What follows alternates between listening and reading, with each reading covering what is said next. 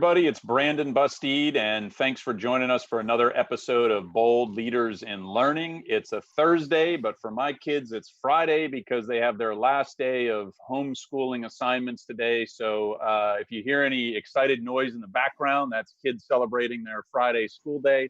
In any event, I'm delighted to have one of the world's top experts in learning science with us today.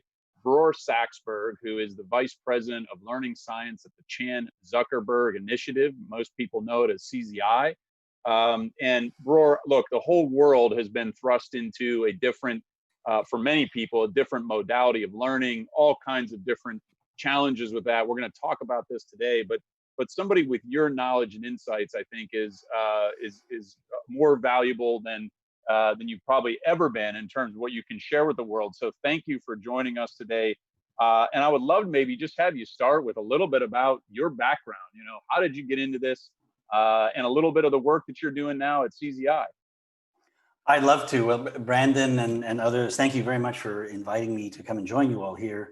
Yeah, I started life as a research guy. I used to do human and machine vision research work at MIT's Artificial Intelligence Laboratory a long time ago, back in the 80s. And, from that time when I was mostly just looking at pure research and publishing, I transitioned through some time at McKinsey, where I was trying to learn how do you put together people and ideas and equipment and resources and get them to go all in the same direction, which I thought was essential for laboratories. But in the course of doing that work, I really got attracted to the idea of impact at scale. And so from the mid 90s, when I left McKinsey until now, I've really been just in a series of assignments looking at how do you take what we know from the research of learning, and more recently, research around motivation and identity and other things, and put them to practical use in large settings, especially making use of technology wherever that makes sense, and gathering high quality evidence to help you start to iterate and make things work. So spent time at a place called Dorling Kindersley, helped start K-12 Inc., which is a virtual education provider, and we were able to use learning science to really get that initial curriculum up and running. And then had the great fortune of being hired by Andy Rosen into Kaplan, where I was chief learning officer. And I think, Brandon, that's where I met you, as well as some others here, and did that for like 8 or 9 years. And then 3 years ago or so, joined the ranks here at the Chan Zuckerberg Initiative. And my work here, in some ways, it's similar to what I've been doing all along, which is, well, how do we use evidence to make better decisions around education and learning? And that can be purchasing decisions, publishing decisions, edtech development decisions, but especially the decisions about instruction. How should teachers and students and technology and media and text all work together to make the best use of what we know about learning and motivation and context to achieve really the best outcomes for students? So at CZI, we're looking to say, how do we give all young people the skills, the knowledge, the capacity, and the agency to thrive for the rest of their lives, especially from communities that have been perhaps the most underinvested in so far. So that's kind of what I bring to this work and this conversation.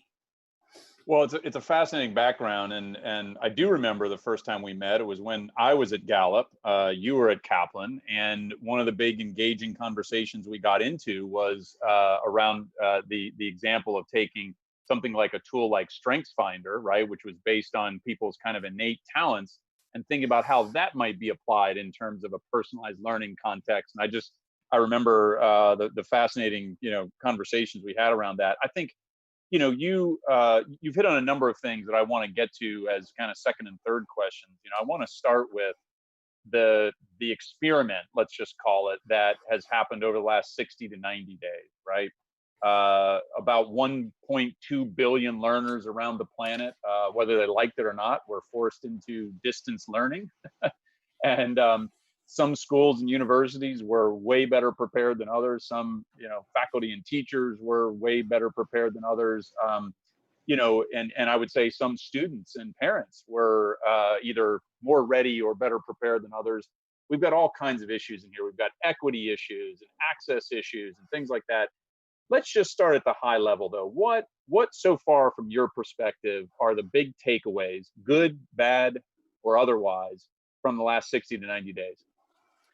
So yeah, and I'm an MD PhD, so I trained as a physician as well as a researcher, and we used to call these sorts of terrible circumstances that we might learn from, we call them experiments of nature. You would never do this to a community or a person, but when things happen like this, you sometimes can really see things that were less visible before.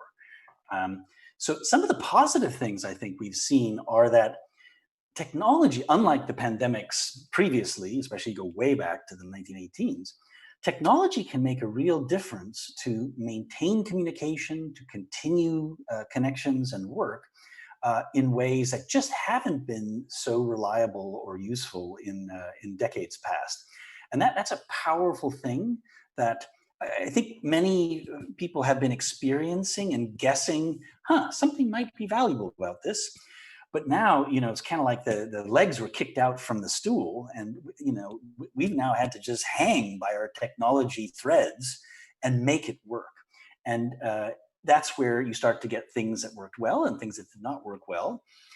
But you do see outlines of what can happen going forward. I think another thing that was made, and you alluded to it in your comments, Brandon, that man, we were not ready for something like this.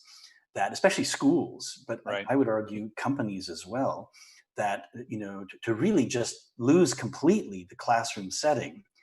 In some cases, even as simple as having a valid email address for all the families and students. In Right. many communities, 30% or more of students cannot be found electronically, right? And a Yeah. lot of that was just, well, what for? We'll tell them in school. We don't need to email them things. We'll just hand them paper.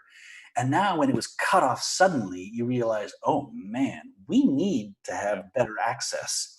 Um, and I think also, both on the health side as well as in the education side, again, especially K through 12, but not only K through 12, the digital divide and issues of context and inequity have really come to the fore. Death rates, just stunning differences among different communities, especially Black and Brown communities, communities that are impoverished compared to other communities. But similarly, in the education side of people's access, the digital divide and access to devices and bandwidth, or spaces like what we're in, right? We're here all pretty relaxed in our little dedicated spaces while we have this deep conversation. That's not the norm for a whole lot of kids. And Yeah. so all of those things then have, I think, been really revealed in some ways by what's going on here. The final thing I'd say is, so there was an emergency effort in the spring. It's like, what do we do? What's interesting now is there is some real systematic effort through this summer by teachers and families and school leaders and others to say, okay, how can we do this better in the fall? Knowing that it's likely to be in and out of school for a while, that things are not going back to Right. just normal. And I think that's really promising because people are seeing we have to get better at this, as opposed to, well, oh, well, that was that. This is now. And it's like, no, we must get better at this. And I think that's really potentially a fuel source for innovation going forward. Yeah, obviously, we're going to have more time heading into the fall. It's not a lot more Not a time. lot. There's still, if you think about it, the process of getting this as good as we can possibly get it still won't be a 90-day time frame or a 120-day time frame. Like there will still be work to be done. But I do think you're right. I'm going to take the optimistic view of this. Right. On the one hand, well, I'll start with a pessimistic thing and try and end on an optimistic beat. But you think about to your point, students that don't have access to the internet, right? Students that are trying to borrow Wi-Fi from the nearby McDonald's, which is a story that happened for some of the scholars in the Kaplan Education Foundation program, or they only have one internet-enabled device in a household of 4 or 5 or 6 people, right? And so the practical reality of some students getting support even from their parents, right? And if they're K-12 students, parents may not be home. The parents are working full time, right? There's just all kinds of hurdles here. we'll just park those massive challenges for a second. On the positive side, right? There's a lot of innovation that's coming from this, and there's a lot of thoughtful questioning around what do we really value most about education, whether we think about that in the classroom or out of the classroom or something. Like, what are the components of it that matter most? I think I even see my third and fourth graders starting to get smarter about that, right? Like, well, that was a really good session, and because of this or that, or this is totally useless, mommy. Why are we doing this? Like, they're becoming smarter consumers, more engaged, I would argue, with their learning because of what we've been forced to do here. And I heard a really cool story from one of my mentors and former professors. He's now in his late 70s. He's still teaching, and he was so excited to learn that he was able to teach online for the fall semester because he was deemed in an age group that if he didn't want to come back to campus, they weren't going to force him to come back to campus. Well, the reason why he was so excited is because he said, I've come up with all kinds of ideas that I could have never done on campus. He said, every class I'm going to have 2 alumni from come in on my Zoom class and talk about it, engage in the topic we're doing. He said, I could have never done that in person. So it's just, I hear these excited examples of things that could truly move us forward here because of the situation we've been forced into. I think we're going to see innovation in the classroom and online. And I'm just curious if you think about, what are the components? When we were chatting before the live feed here, you talked about the active ingredients of learning. Could you just take us there? Because I think right now we're all locked into this silly mindset of it's online or it's in the classroom, and we have preconceived notions of both of those. But you said, let's not get the cart before the horse. Tell me about that, and tell me about the active ingredients of learning, the way you're thinking about it. Yeah, and I think this is as true pre-COVID in classroom situations and technology-delivered education situations as it is now, which is too often we get focused on the technology for learning, whether it is a teacher or whether it is a computer. And we can often get ourselves trapped into kind of thinking through a deficit-based lens, where we're thinking about what's not available through technology compared to what can be done in a classroom. And I think we really have to flip this around. This is true of thinking about our learners too, to have an asset-based approach to say, wait, what are the things that really work well with this way of delivering education? And that's, again, true for teachers, but also true for technology. I really love your story about bringing in a couple of people. It's easy to do in a Zoom session because everybody's sitting there online. And boy, is it complicated logistically in a live session, right? So the trick is to be aware of these new things. And then the cart before the horse issue is, before you get all excited about the technology and what it can do, even though that's fun to do, you have to start from, how does learning work in a human mind? And how does motivation to learn work? Why is a student going to start, persist, and put in mental effort into this work? Right. And what do we know about the practice and feedback that's needed for a mind to become good at this? And that's independent of whether it's done by a one-to-one tutor sitting right at your side, or a classroom setting, or online synchronous or online asynchronous. That what is it your mind has to go through to actually build the mastery that you need? And once you have clarity around that, then you look at the affordances of whatever the technologies are you have available. And then you can start to say, oh, I can get this active ingredient that really is the key part of learning.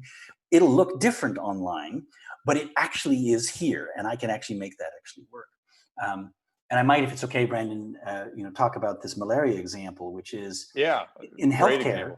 Yeah, in healthcare, we have a deep understanding now of the molecular biology of healthcare, the nature of the vectors of the disease, the mosquitoes, the life cycle. We got so much technical information about how malaria works, and we agree on that across the world. So that's at the foundation. Now, what's happened is the solution in, let's say, a major US metropolitan area to a malaria problem is pharmaceuticals, drugs, a regimen, right? The solution, let's say, in sub-Saharan Africa is chemically treated mosquito nets. So if you parachuted in from Mars, You could say, this is really strange. In America, in the big cities, you have chemistry-driven healthcare. And then when you go to sub-Saharan Africa, you have furniture-driven healthcare. Must be some different religious persuasions, right? And it's like, no, not at all. That the science, the understanding at the core of what is going on in the world is the same, but the constraints and the affordances lead to solutions that look really different in one place compared to the other. And that's what we should be trying to do in our education world, is not have things look the same, not necessarily design for implementation fidelity, but rather design for implementation variability, where the variability should be all about how do we use active ingredients and the context to make learning work better and better, and then iterate. Because you're not going to get it right the first time you try it, context by context, audience by audience, and then iterate. And I think that's where we need to go, and we're beginning to see aspects of that, especially I think around some of the non-academic aspects of learning, where Right. issues of identity, of stress and trauma, man, COVID has brought that up, that some families have had enormous stresses because of job losses, health issues, deaths in the family. And some educators have had those same issues in their own families. Yeah. And you cannot learn if you are under serious stress. That's a biochemical, literally your neurochemistry is blocked by cortisol from running the learning machinery. Well, so we have to think about the active ingredients for stress reduction, for self-care, mindfulness, all kinds of things. And how do we make that work through the different platforms we have available? I think more and more folks are aware that that's going to be a really critical part of this fall as people are Right. coming back from deeply stressful months. This is not like having 2 summers in a row. This is a deeply stressful 4 to 6 month period that's going to change how students are and how teachers are as they come back. Yeah, I mean, you raised some really good points. I mean, I think there's a few people that are starting to talk about that, the context of stress as it relates to learning, right? And there's been some good articles over the last couple weeks about how CEOs and leaders have become comforters in chiefs, right? And so a lot of us, I think, are going to have to be very thoughtful about rethinking our roles, whether we're managers in the workplace, teachers, faculty, parents trying to be supportive, right? Fellow students, thinking about the context of those things. And I wonder to what degree, there's another good, we'll use a healthcare example in this. I think I continue to hear from so many people that well, you can never replace the kind of human interaction that takes place in a classroom, right? It's just, and it's a statement that's out there. It's a commonly used. Well, it's never going to be the same. Well, true, it's going to be different, right? But what I think we have a big failure of imagination around is the ways in which this kind of environment, or online or distance environment, can be deeply human and deeply engaging. And there was this article in the Washington Post last week about the amazing intimacy of online mental health counseling, right? Zoom based or video based mental health counseling, where both the practitioners and the patients in these situations actually believe it's as intimate. In some cases, they actually prefer the medium of being able to do a mental health counseling conversation in a one-to-one video chat, right? So, I mean, we know that there are examples where remote can be very human and connected. Can you talk us through some examples, maybe across K-12, across higher ed, where you have seen what you would consider to be world-class examples of building human connection, creating a culture or identity with an online class, right? I would love to hear some of your examples around debunking this myth that you can't do something deeply human in a distance environment. Yeah, Maybe well, we can't. Maybe your answer is we can't. no, I think it relates to our earlier conversation, which is, technology can do some things that are very difficult to do within classrooms and regular classrooms, and teachers in regular classrooms can do some things that are difficult for technology to do. Um, until social robotics gets a little further along, a hug for a 7-year-old, we're not. Now, post-COVID, that's a scary thing, I thought, maybe for the teacher, if not the student. But there's just things about being primates together that are incredibly powerful affordances that create conditions of safety and belonging. But it's not the only way to do that, right? And then there are other things that technology can do to actually adapt to the context of students and teachers to allow different experiences that are better suited to individual students or subsets of students and teachers to head towards the same goal. And so being able to do that, I think, is powerful. The other thing that's powerful, and there's been some empirical work on this, especially with kids who are on the autistic spectrum, who often have some challenges with interpersonal relationships. There have been some fascinating work with 3D simulations, even virtual reality kinds of simulations, of having kids practice and be in social environments of different levels of complexity, and then be able to get coaching. And let's watch the game tape. Let's watch the game tape as you walked in to buy some milk from this store, and the simplest solution was great, but now you had something happen on the side. How did you react? What do you think about that? And the ability to do that is the kind of affordance that technology provides that's almost impossible to do in the same way in the real world.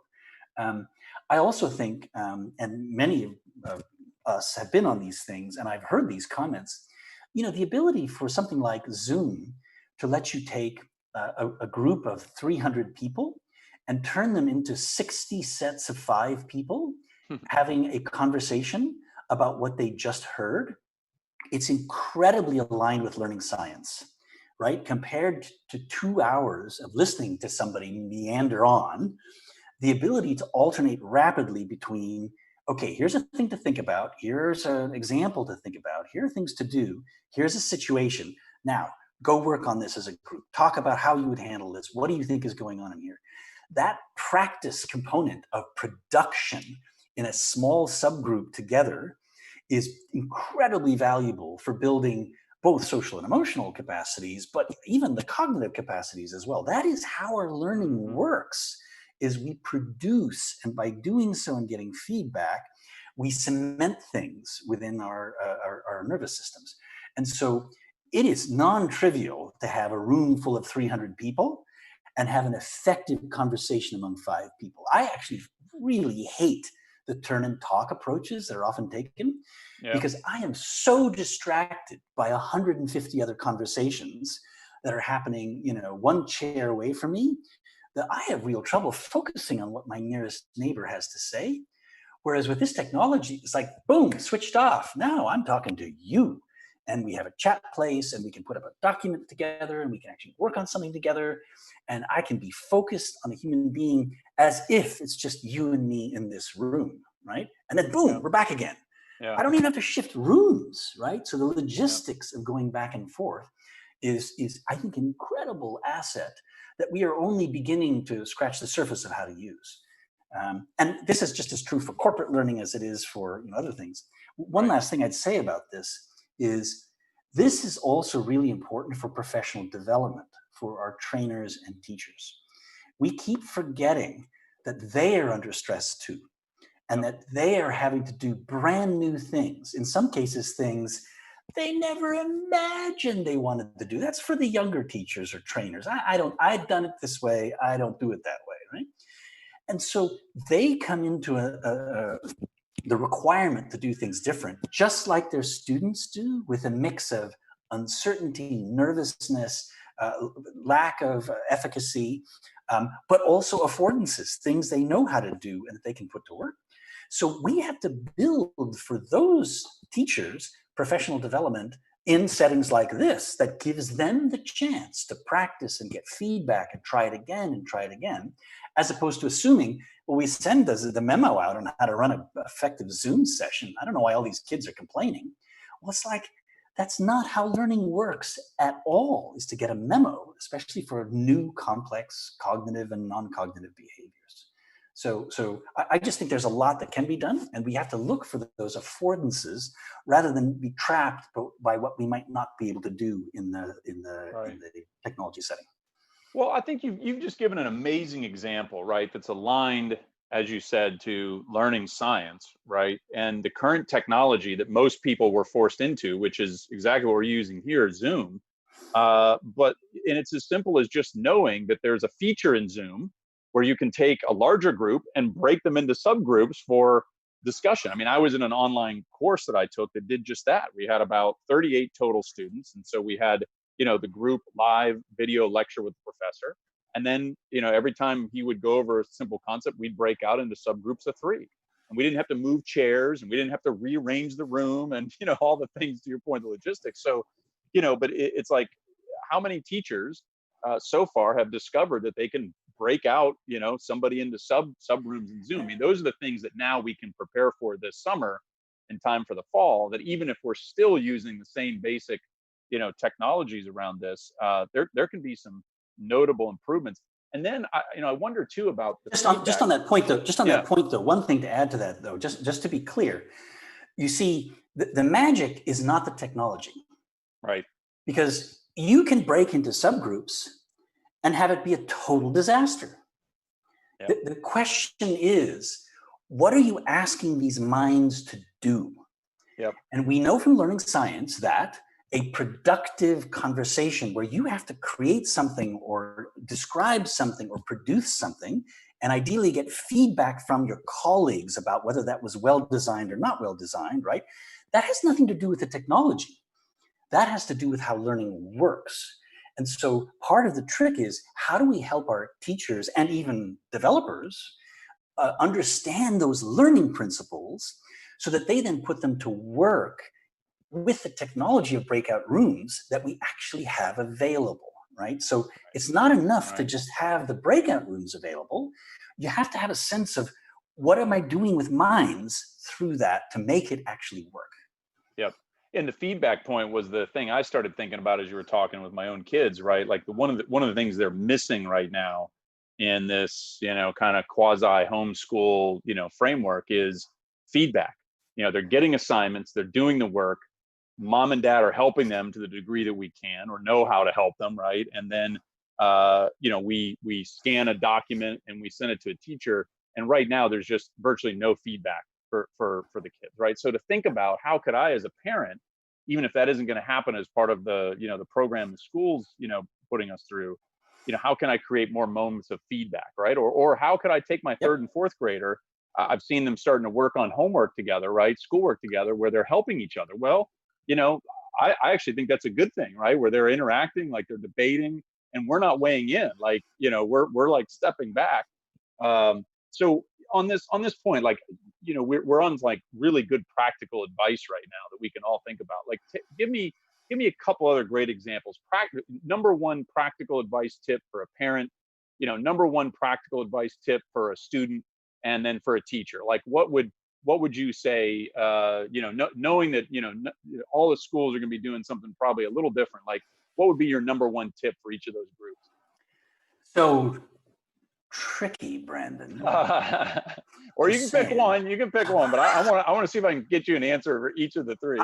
I was going to pick 15, but okay. Okay, that's fine. No. So actually, the first thing I would say is to not be afraid to allow the non-academic issues to dominate for a while, right? Is your child, or your teacher, frankly, stressed? Are they nervous, whether it's about their academic setting or, frankly, their life setting, right? And look at what can be done to create a supportive relationship, a trust-based relationship around. Let's talk about this and see what we can do about those things. Because again, minds just will not learn if they are under stress, no matter how much we wish they would. And it's so easy, especially this fall, for people to say, oh my gosh, we're so far behind. State tests are coming up in the spring. We got to do academic. Let's go. And to miss the fact that you're going to not actually get this to work right. So that's one piece. The second piece I'd say, and I think this holds for kids as well as teachers and such, is the piece we were just talking about, which is, you know, keep looking for opportunities to practice. And they may have to be unusual now because you can't rely on that to just happen in school. But this is where ask your kids, what are you learning? Tell me about it. There's a whole series of research, and there's a set of experiments that have been done to look at having kids teach their caregivers something from their world, and it turns out that has many benefits. Is to allow your kids to teach you. It removes the pressure from you to know anything, right? Which is the problem now, right? You're feeling like you have to tutor your kids, and it's like, I'm here if you should be, right? But if your kids are teaching you, there's no problem being a numbskull, because that's okay. Dad is a numbskull, you know, it's all right.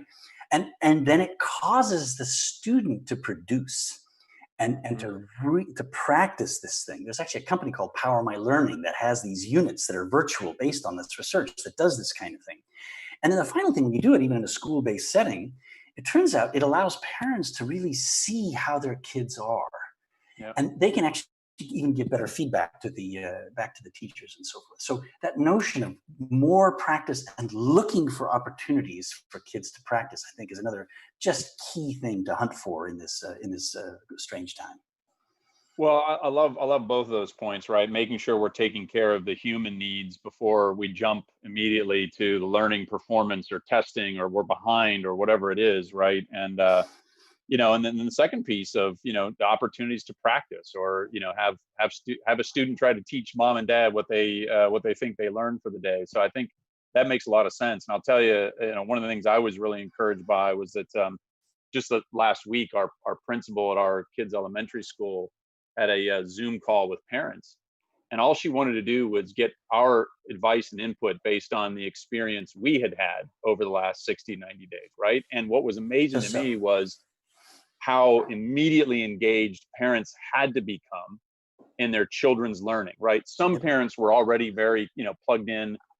Others, you could tell, you know, were not, right, by some of the comments that they were saying. But it was an amazing set of ideas, thoughtful suggestions, you know, where the principal didn't suggest that she had all the answers. She was crowdsourcing input from all these parents who, you know, now have some interesting insights into their children's learning, into how the school could better help them. So that, to me, was another wonderful example of where a positive may emerge here, is that, you know, not just the student, you know, taking more ownership or autonomy over their learning because they have to, but, you know, the parents, and then the connection between the parent community, a teacher community, you know, or a principal leader who's just trying to innovate.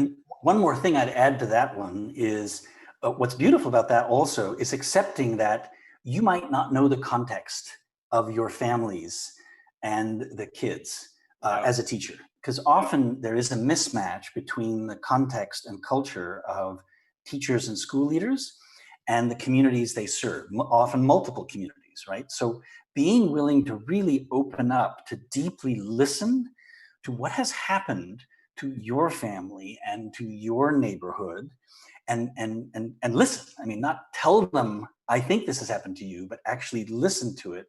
That gives you then fuel by which to say, aha, so we're going to have to do some different things for different sets of folks here. And that is fine. And that's what you learn by asking for that input. I think that's just such a powerful example you just gave. Yeah, and that was a principal asking for input, but you know, this is a great golden opportunity for teachers to ask for that input from students in ways that, you know, they're honestly asking for that help and input. So and to share between the students, right? Part of what you need to do is weave your student group into a learning community, virtual or otherwise.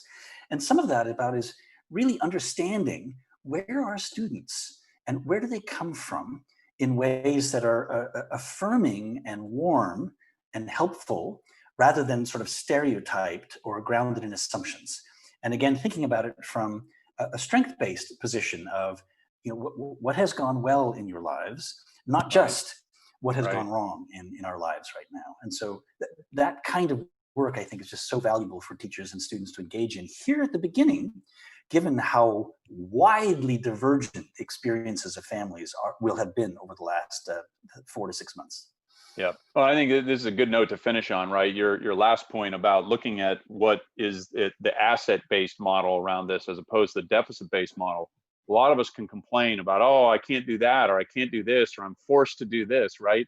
And we all are, the expression, we're all in this together. As a learning community, we are in this together. And if we start to look at the asset-based view of this, there's a lot of new opportunities we have, right? Including the dinner conversations that we now have every night because everybody's home, at least in our household, that is. And we're, like we're more engaged than we've ever been in learning. So I'm going to take those as, the asset-based model here. Really appreciate your time, Bror. Thank you for all your contributions to this field. And for those of you who might have good questions that you'd like Bror to follow up on or me to follow up on, make sure you add them to the comments on this LinkedIn feed, and we'll try to give some thoughtful written responses back as well. So thank you very much, sir, for your time today. It's always a pleasure to talk with you. My pleasure. Thank you for asking me.